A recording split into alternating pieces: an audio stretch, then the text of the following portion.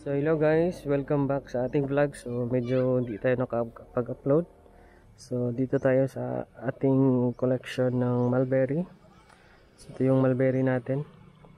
So we have 7 varieties of mulberry. So yung papakita lang natin ngayon is yung namumunga. So we have 4 varieties na namunga.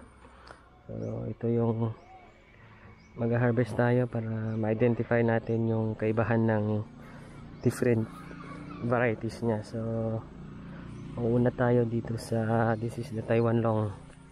So ito yung Taiwan Long mulberry. So medyo hindi pa siya hinog. So kung makita mo yung hinog is ito. Yung hinog na Taiwan Long mulberry. So ito yung bunga niya na maliit pa. Tapos ito yung hinog na pwede na nating i-harvest. So pwede ganito lang yung pag-harvest guys. So ito yung Taiwan Long. So maghahanap tayo dito kabila. Ito yung second varieties natin. This is the Illinois mulberry. So makita nyo, ito yung Illinois. Kunin natin. So medyo marami yung kamay natin. So, galing tayo sa farm. So alaman mo pag hinog na yung Illinois, yan. Kulay black na, violet na siya. Ito yung ilaw pa.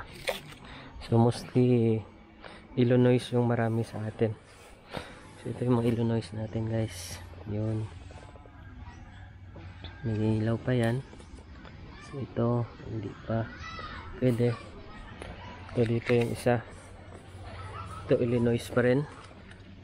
Yan, harvest tayo. Yan, madali lang na naman pag hinog na i-harvest yung Illinois guys. So ito yun. So dito sa kabila, ito pwede na rin to. Ito yung Taiwan Long. Kunin lang natin. So pwede na yan siya. So pag ilagay mo yun siya sa field or sa ground, mas malaki yung bunga ng ating mga mulberries. So hindi kasi siya nasa field pa, kaya medyo hindi ganong malaki yung bunga. So the next, let's check pa natin. Ito yung iba. Ito yung bunga pa rin. So pwede na to. Yan. Ito na yung mulberries. So yung third variety na namunga, this is the Austurkey variety. So ito yung Austurkey. So mamaya papakita natin yung kanyang kaibahan. So yung Austurkey tsaka Illinois is almost the same, pero yung kaibahan niya is less hairy siya. So makita nyo guys, yan, picture natin mamaya. So ito yung Illinois. So ito yung Austurkey. Tanggalin natin, makikita mo yung difference nya. Mas hairy yung isa, ito hindi. So dito tayo sa last guys, is papakita ko lang yung difference nya. This is the native one. Ito yung native na variety. So masyado siyang maliit compare sa iba variety. Kukuha lang tayo as sample at saka para ma-differentiate natin yung bunga. Ito, so kakuha tayo. So wala na atang iba na pwedeng harvest. Ito, pwede pa to.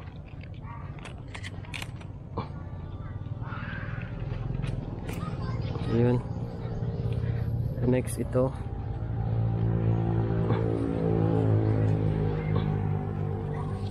Yan. So we have 4 varieties na namunga. So ito yung iba. Yung 3 varieties. So hindi pa siya namunga.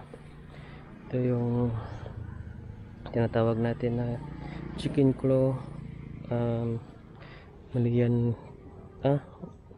white ata yon. So, mamaya papakita natin.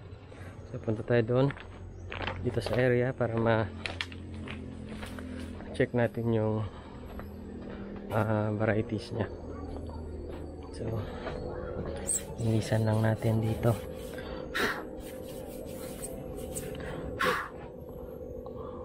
So yun, compare natin. So ito yung Taiwan Long, this is the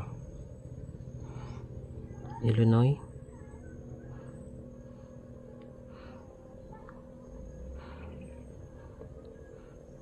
tapos this is the